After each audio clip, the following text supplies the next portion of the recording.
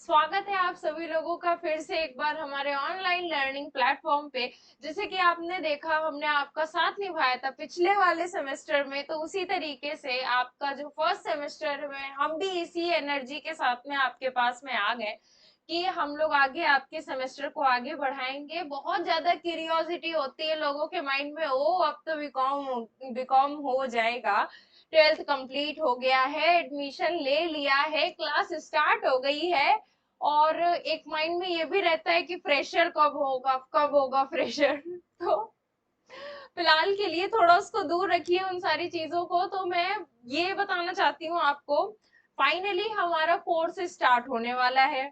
और कुछ कोर्स की वीडियोस ऑलरेडी गिवन है इन डिस्क्रिप्शन, तो आप जा करके एक बार चेक कीजिएगा।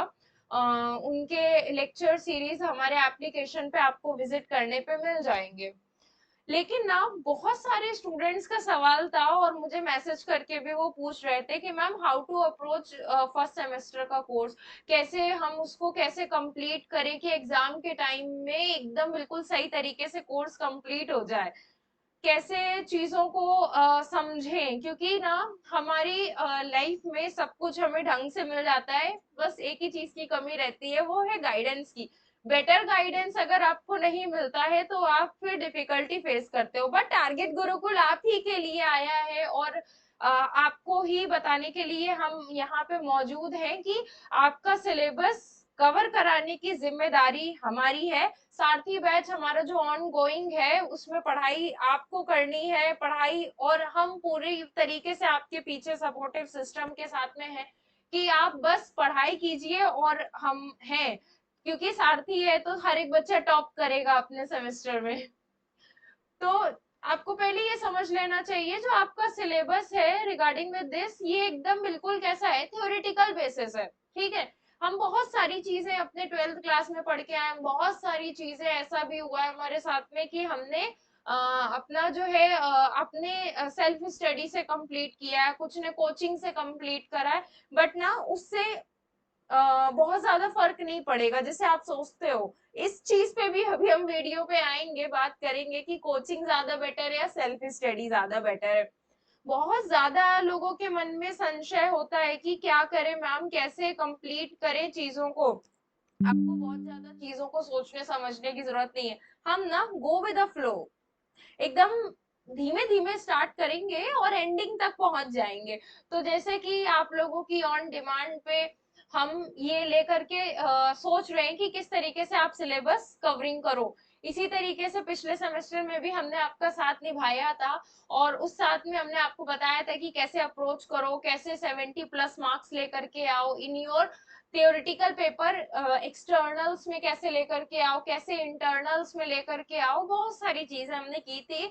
सिमिलर तरीके से अब भी हम आपके साथ में हैं, हम आपको गाइड करने के लिए रेडी हैं। बस आप एक बार जा करके वेबसाइट पे और एप्लीकेशन से जा करके चेक करना, एक बार कोर्स को गो थ्रू करना, तो आपको और भी बेटर मिल पाएगा। और जो हमसे यूट्यूब से जुड़ना चाहते हैं वो हमसे यूट्यूब से भी जुड़ सकते हैं कि किस तरीके से आप अपनी चीजों को बेटर बना सकते हैं। उसके लिए आपको कुछ नहीं करना है, आप कमेंट सेक्शन से ही पूछ लो ना कि मैम मुझे ये चीज का दिक्कत है, ये चीज कैसे हो सकती है। ठीक है, समय बिना गवाए हम पहले देखेंगे कि हमें कितना पढ़ना है और कैसे पढ़ना है।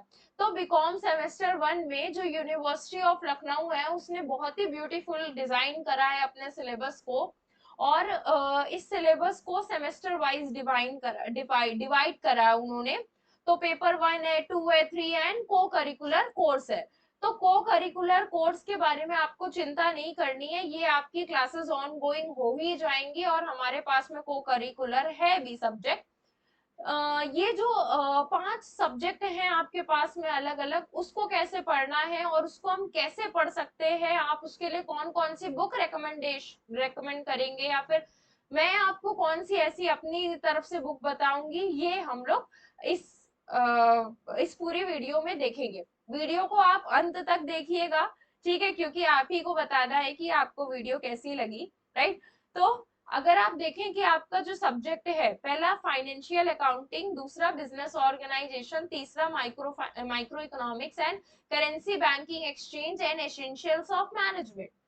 फिनेंशियल अकाउंटिंग और बिजनेस ऑर्गेनाइजेशन। अब जो स्टेट बोर्ड वाले बच्चे हैं वो लोग बोल रहे हैं मैम हमने तो 12th क्लास में ये सब्जेक्ट पढ़ रखा है, कुछ ने इकोनॉमिक्स भी पढ़ रखी होगी, ठीक है, बैंकिंग के साथ में इकोनॉमिक्स आ जाती है। तो अभी थोड़ा सा यूपी बोर्ड का भी सिलेबस चेंज हुआ है, तो उसके अकॉर्डिंग मैं बोल रही हूँ कि आपने माइक्रो इको भी पढ़ रखा होगा, राइट। तो ये 3 सब्जेक्ट पे तो आपकी हाईली कमांड है, ठीक है, बाकी के सब्जेक्ट में कैसा। और जिन लोगों ने कभी कभी ऐसा भी होता है कि हाँ आपने इकोनॉमिक्स लिया था उससे आप बीकॉम में आ गए, ठीक है, तो ऐसा भी, ऐसी भी पॉसिबिलिटी है। तो हम क्या ना, हर एक चीज को बेसिक से लेकर के चलेंगे, हम ये मान के चलेंगे कि अभी आपको नीड है गोल्डन रूल्स पढ़ने की, राइट। तो हम गोल्डन रूल्स को लेकर के चलेंगे, बहुत ज्यादा हायर लेवल पे नहीं जाएंगे और बहुत ज्यादा ऐसा नहीं स्टार्ट करेंगे कि हाँ आपको चीजें समझ में आ रही है, बस एक रिदम मोड में स्टार्ट करेंगे कि हाँ आपका सिलेबस चल रहा है और आपको मजा आनी चाहिए ना। सिलेबस तो किसी तरीके से पूरा हो ही जाएगा, नंबर अच्छे आ ही जाएंगे, लेकिन पढ़ाई में मजा आना चाहिए, ये जरूरी है हमारे लिए। देखते हैं फाइनेंशियल अकाउंटिंग में हम क्या क्या पढ़ सकते हैं। आपको आपके सिलेबस पे ओरिएंट रहना है, किस तरीके से आप पढ़ाई कर सकते हैं इस बात पे रहना है, और अपने सिलेबस को लेकर के ही पढ़ाई करना है, मतलब आउट ऑफ स्केल नहीं जाना है। मान लीजिए कि मैंने बोला कि फाइनेंशियल अकाउंटिंग, अब फाइनेंशियल अकाउंटिंग में बहुत सारी चीजें आती, बट आपको आपके सिलेबस पे ही रहना है।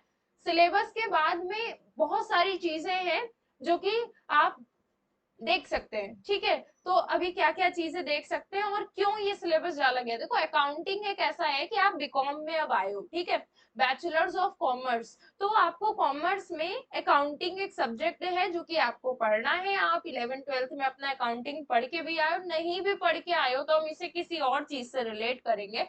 और ना अगर आप ये सोचते हैं कि ये जो अकाउंटिंग है ये बहुत इजी है, तो आप बिल्कुल सही सोचते हैं क्योंकि ये अकाउंटिंग बहुत इजी है। ओके, तो फर्स्ट यूनिट जो है ना, ये कैसी है, definition nature scope of accounting, concept conventions and introduction, financial statement, capital revenue items and IS, Indian accounting standard and IFRS. आपको इनका बेसिक इंट्रोडक्शन पता होना चाहिए। अब जो स्टूडेंट मुझसे पढ़ रहे हैं वो अच्छे से जानते हैं कि मैम एकदम बिल्कुल इन डेप्थ में लेके जाती हैं और रियल लाइफ एग्जांपल से भी जोड़ देती है। कुछ स्टूडेंट्स ऐसे हैं जो कि अभी सेल्फ स्टडी कर रहे हैं, तो मैं उनको एक एडवाइस देना चाहूंगी, अगर आप सेल्फ स्टडी कर रहे हैं तो आपने कुछ नहीं करना है, आपने ये सिलेबस को अच्छे से ध्यान से पढ़ना है, अपनी जो रेफरेंस सिलेबस की जो बुक है उसको लेना है और आराम से पढ़ाई करनी है। इन केस अगर आपको कुछ नहीं समझ में आता है तो मैं यहाँ पे अवेलेबल हूँ आपके लिए, आप मुझसे सवाल पूछिए, ठीक है, मैं आपको बताऊंगी, आप मुझसे कनेक्ट हो सकते हैं। आपको मुझसे कनेक्ट होने के लिए आप व्हाट्सएप ग्रुप ज्वाइन कर सकते हैं, तो मैं आपको वहां से भी बताऊंगी, राइट। ऐसा नहीं होना चाहिए कि जो है मेरे ही स्टूडेंट्स को मैं बता रही हूँ, आप अगर सेल्फ स्टडी भी कर रहे हैं तो भी मैं आपके लिए अवेलेबल हूँ। यूनिट 2 अगर आप देखेंगे तो पार्टनरशिप अकाउंट के बारे में। अब पार्टनरशिप अकाउंट में जो स्टूडेंट सीबीएसई बोर्ड के हैं उनको, हाँ उनको ये दिक्कत आएगी, उनके में dissolution of form, partnership form नहीं है आई गेस शायद, और डेथ ऑफ पार्टनर भी नहीं है। तो ये दो आपके पास में चैप्टर्स हैं वो आपको न्यू लगेगा, अदरवाइज एडमिशन, रिटायरमेंट और जो है आप advance problem, detail study partnership के बारे में सब पढ़ चुके हैं। और अगर इनकेस अगर आपके पास में कॉमर्स बैकग्राउंड नहीं भी था तो भी हम इसे डिटेल में पढ़ने वाले हैं, ठीक है। फिर हायर परचेज की बारी आती है, हम लोग फिर पढ़ेंगे कि हायर परचेज क्या है, अकाउंटिंग कैसे होगी, वेंडर की बुक में कैसे होगी, कैलकुलेशन कैसे होगा, interest and cash price. Interest and cash price is my favourite topic ना, तो इसको ना आपको भी अपने आप को, क्योंकि ना ये एग्जाम में आता है, इन्विजिलेटर का एकदम फेवरेट पोर्शन है ये, इसमें से तो एक क्वेश्चन आना ही आना है। फिर मेंटेनेंस ऑफ सस्पेंस, कब हम सस्पेंस बनाते हैं, and payment of premium, default payment और पार्शियल रिटर्न ऑफ गुड्स क्या होता है, वो किस में से आएगा, ये ना इसके लिए आपको सोगा का रेफरेंस लेना पड़ेगा। क्या होता है सोगा, अभी आप फर्स्ट सेमेस्टर में है, सेल ऑफ गुड्स एक्ट, तो ये आपको आगे चल के पता चलेगा। इतना ब्यूटीफुली डिजाइन करा गया है ना सिलेबस की, आपने पहले इसका बेसिक पढ़ा, फिर आपने एप्लीकेशन पढ़ा, फिर आपने हायर परचेज पढ़ा, फिर आपने फर्दर एप्लीकेशंस पढ़े इसके, ठीक है। तो आप इससे देखोगे कि रियल लाइफ में इसकी कहाँ कहाँ एप्लीकेबिलिटी। अभी ये थ्योरेटिकल बेसिस पे, आगे जाओगे जब आप ऑफिस में जाओगे तो आप देखोगे रियल वर्ल्ड में भी ऐसे ही काम होता है जैसे हम कागज पत्री में करते थे। फिर installment account. Now installment account भी हम बहुत इन डेप्थ पढ़ेंगे क्योंकि हमारे पास में इसके प्रैक्टिकल प्रॉब्लम्स भी आएंगे। Royalty account, one of the favourite chapter, right. Invigilator का भी है, मेरा भी है, और आपका भी बन जाना चाहिए, ठीक है। जब हम रॉयल्टी की बात करते हैं तो royalty in a books of landlord and lessee के अकाउंट में कैसे, रिक्रूटमेंट ऑफ शॉर्ट वर्किंग कैसे हो सकती है, सब lease and short working, reserve account क्या है, नजराना क्या है, राइट। तो ये एक इस पूरे सिनेरियो को हम पढ़ेंगे with in a time frame, ठीक है। इंसॉल्वेंसी पढ़ेंगे हम।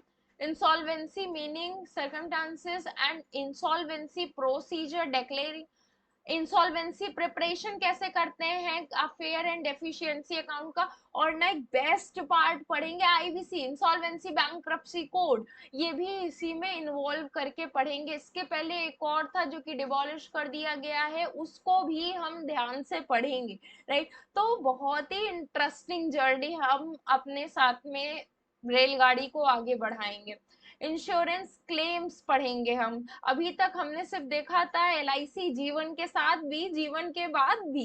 तो अभी हम इंश्योरेंस क्लेम के बारे में पढ़ेंगे, किस तरीके से हम इंश्योरेंस क्लेम को आगे जो है अकाउंट। फिर हम ब्रांच अकाउंट के बारे में पढ़ेंगे, ब्रांच अकाउंट कैसे, ब्रांच अकाउंट ना एकदम सिंपल सा वैसे ही बनता है, जैसे कि मान लो मेरे पास में एक ब्रांच है, ब्रांच ए और ब्रांच बी। अभी ना मेरा बिजनेस बहुत एक्सपेंशन हो गया तो मैंने इधर भी ब्रांच खोली, उधर भी ब्रांच, अब उनकी ब्रांच अकाउंटिंग करनी है मुझको, तो मैं ब्रांच अकाउंटिंग करूंगी। तो यहाँ पे ब्रांच अकाउंटिंग भी सीखेंगे एंड वॉइज अकाउंट, ठीक है, समुद्री खाते बनाना सीखेंगे। वॉइज अकाउंट एकदम बिल्कुल कैसा होता है, ट्रेडिंग की तरह होता है, तो हम ये भी पढ़ेंगे, एकदम इन डेप्थ पढ़ेंगे। बिल्कुल भी ये मत सोचना कि मैम ये इतना डिफिकल्ट लग रहा है कैसे पढ़ेंगे। बुक आप ले सकते हैं, एस एम शुक्ला की बुक ले सकते हैं, ये सर की बुक है, ठीक है। और सर की बुक काफी अच्छी है। फिर अवधेश सर की बुक ले सकते हैं आप। उसके अलावा आप ए के सर की बुक ले सकते हैं, एसपी गुप्ता की बुक ले सकते हैं। और अगर आपको कोई भी बुक नहीं मिल रही है तो सिंपल साहित्य भवन की भी आप बुक को रेकमेंड कर सकते हैं। इसके अलावा हमारे एप्लीकेशन पे भी आपको नोट्स मिल जाएंगे, एकदम बिल्कुल लाइन वाइज नोट्स मिल जाएंगे, तो आप उससे भी हमसे कनेक्ट होकर के पढ़ाई कर सकते हैं। अगर आपको मैं बताऊं तो अभी सजेस्टेड रीडिंग में सक्सेना सर की बुक ले सकते हैं आप, अरविंद सर ने भी बुक लिख रखी है इसमें, तो इन सब की बुक आप पढ़ सकते हैं। और अगर आपको वेब रेफरेंस देखना है तो वेब रेफरेंस में सिंपल आईसीआई का मॉड्यूल उठा के भी आप पढ़ सकते हैं, कोई दिक्कत वाली बात नहीं है, आपको सिलेबस मिल जाएगा। आपको क्या करना है, अपना सिलेबस को कंप्लीट करना है और जहाँ पे आपको सिंपल लैंग्वेज मिले वो पढ़ो पहले। मैं नहीं कहती कि आप जाओ किसी भी इंटरनेशनल ऑथर को जाके पढ़ो, नहीं, नहीं करना है ऐसा। बिकॉज हमें अभी हाई जंप नहीं मारनी है, हम क्या करेंगे, धीमे धीमे चलेंगे, राइट। बिजनेस ऑर्गेनाइजेशन में हम क्या, अब बिजनेस ऑर्गेनाइजेशन क्यों करना है, आगे आने वाले टाइम में जब हम कॉमर्स की बात करते हैं तो हम तीन चीजों की बात करते हैं। हम बात करते हैं मैन्युफैक्चरिंग मैन्युफैक्चरिंग की, सो कॉल्ड बिजनेस की एंड इंडस्ट्री की। तीनों चीज डिफरेंट है, राइट। तो हम जब इनकी बात करते हैं तो हमें इनको पहचानना आना चाहिए, और पहचानने में सिंपल सा एक बेसिक सब्जेक्ट है जो कि बिजनेस ऑर्गेनाइजेशन है। हमें बिजनेस ऑर्गेनाइजेशन आना चाहिए, बिकॉज एक पार्ट होता है कि आप लोगों को किस तरीके से मैनेज करके ला रहे हो, वो काम किसका है, ऑर्गेनाइजेशन का है। और ऑर्गेनाइजेशन की आइडियोलॉजी को आप समझ पाए, फॉर्म्स ऑफ बिजनेस यूनिट समझ पाए, इससे अच्छी और कौन सी बात हो सकती है। और एज एन सोशल बीइंग आप रिस्पॉन्सिबिलिटी समझ पाए towards your organisation and towards your family, अपनी पर्सनल लाइफ भी इंपॉर्टेंट है इन सारी चीजों में।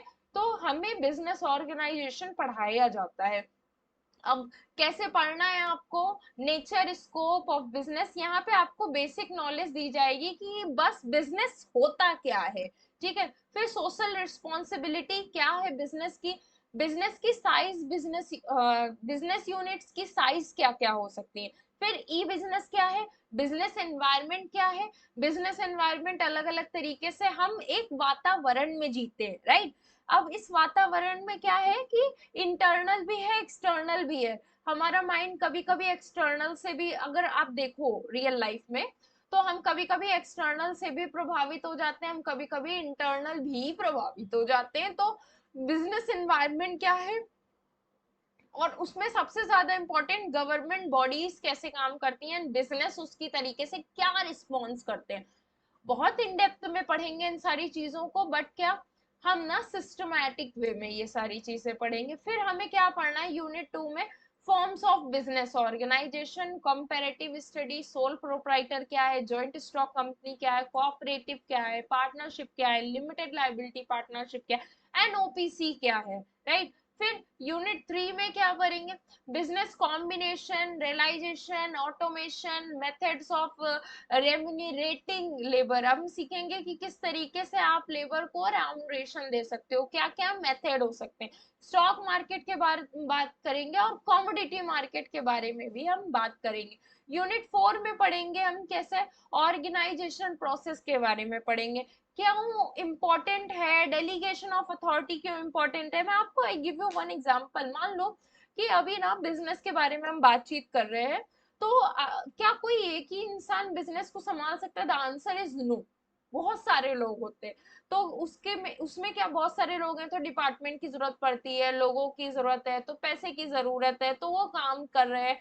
उनके उनको भी अपनी रिक्वायरमेंट कंप्लीट करनी है, तो हमें उनको काम कराने के लिए कंट्रोल करना पड़ता है। कंट्रोल करने के लिए centralisation and decentralisation method available है हमारे पास में। एंड हमें क्या, डेलीगेशन ऑफ अथॉरिटी आनी चाहिए, मतलब मेरी जिम्मेदारी मैं किसी इंसान दूसरे को दे सकूं, और बदले में मेरी जिम्मेदारी हो। हम इस तरीके से भी चीजों को पढ़ेंगे। बिकॉज ना, हम बिजनेस इसलिए नहीं कर रहे क्योंकि जस्ट बिकॉज कि हमें प्रॉफिट कमाना है, हम बिजनेस इसलिए कर रहे हैं क्योंकि हमें लोगों की सेवा करना है। ठीक है, एक समाज के प्रति हमारा एक उत्तरदायित्व है जिसे हमें पूरा करना है। सिर्फ बिजनेस को बिजनेस के हिसाब से सोचेंगे ना, तो हम तो फिर एनिमल ही सही थे, फिर इंसान क्यों बन गए। सजेस्टिंग बुक देख लें आप। अगर आप हिंदी के हैं तो मैं यही बोलूंगी, व्यवसायिक संगठन की बुक लीजिए, पद्माकर अस्थाना की। अदरवाइज केएल माहेश्वरी की भी बुक ले सकते हैं, राम मिलन सर की भी बुक ले सकते हैं, बिजनेस ऑर्गेनाइजेशन या व्यवसायिक संगठन की। केएल माहेश्वरी की भी बुक ले सकते हैं आप, तो और आर के माहेश्वरी सर की भी बुक ले सकते हैं। अदरवाइज गीतिका मैम की भी बुक बहुत अच्छी है बिजनेस ऑर्गेनाइजेशन के लिए। तो ये जितने भी टीचर्स हैं ना, मतलब उन वो सब मुझे पढ़ा चुके हैं, राइट। तो मुझे मालूम है कि कौन से टीचर आपको कितने बेहतर तरीके से पढ़ा पाएंगे। तो अगर आप उनसे ही पढ़ रहे हो तो उन्हीं की बुक रेफर करो। ये बुक आपको इजीली लाइब्रेरी में मिल जाएगी, या फिर आप किसी भी अपने जो भी बुक मार्केट है वहां पे जाएंगे तो वो भी आपको बुक मिल जाएगी। अदरवाइज इनका मतलब आप टीचर से बातचीत करके भी उनकी बुक ले सकते हो, right. Okay, wait a minute.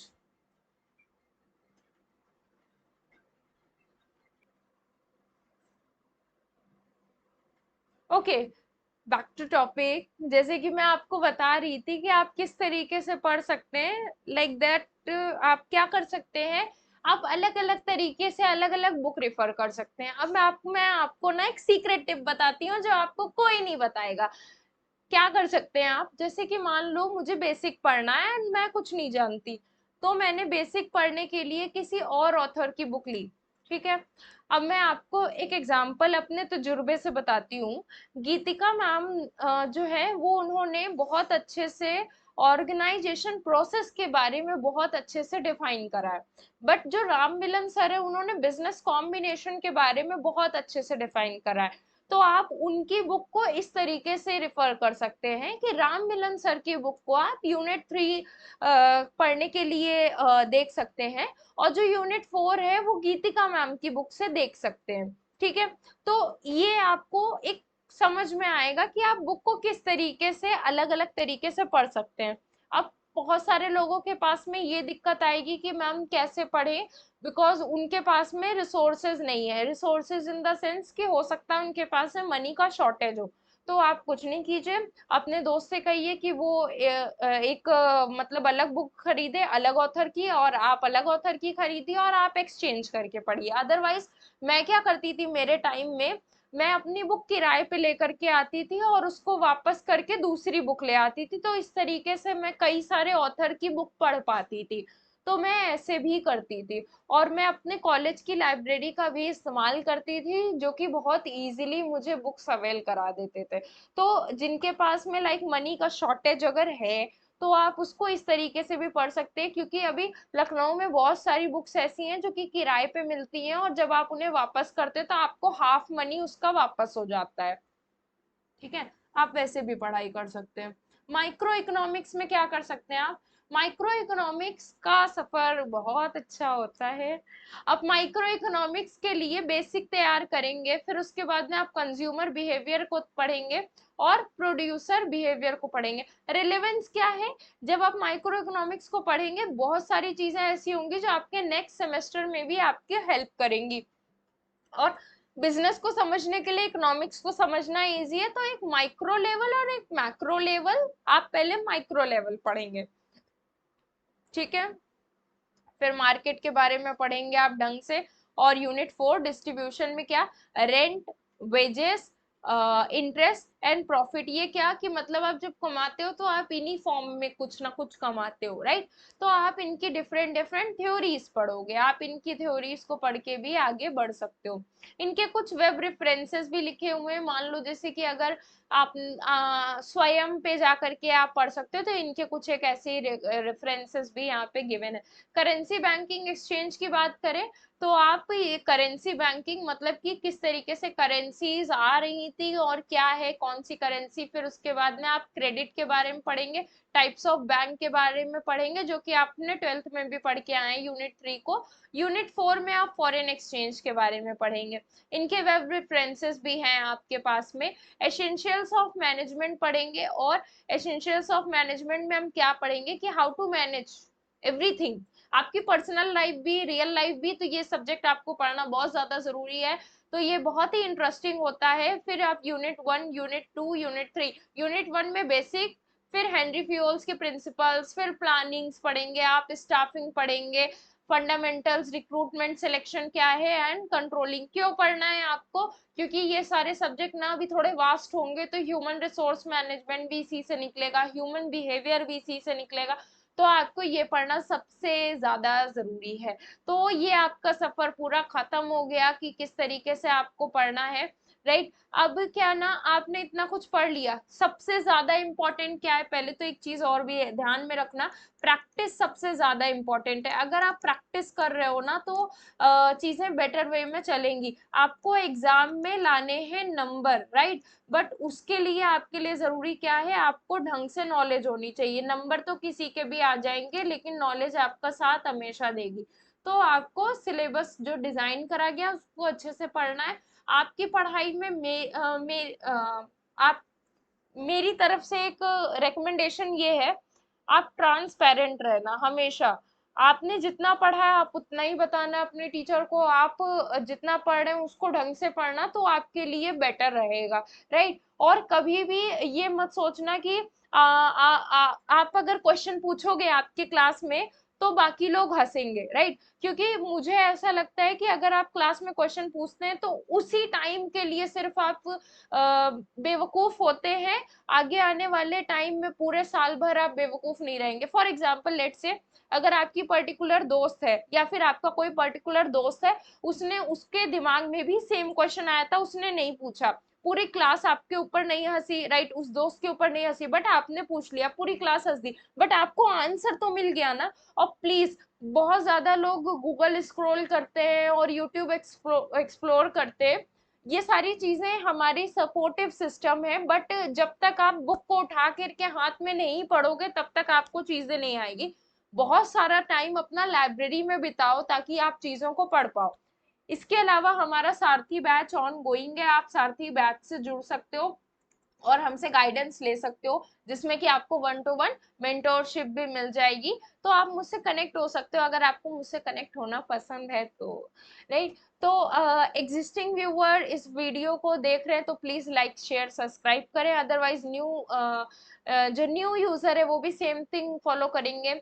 और प्लीज इतना वीडियो बनाने के बाद में मुझे एक रिक्वायर्ड होता है कि एक लाइक तो आप कर ही दो।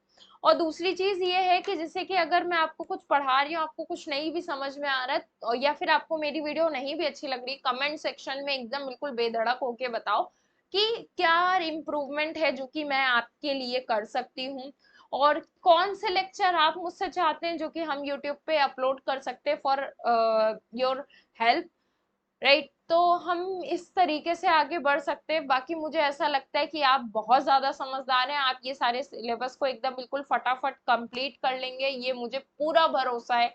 इसी के साथ मैं अपनी वार्निंग को विराम देती हूँ। आप हमारे चैनल को लाइक शेयर सब्सक्राइब कर लीजिएगा। Thank you so much.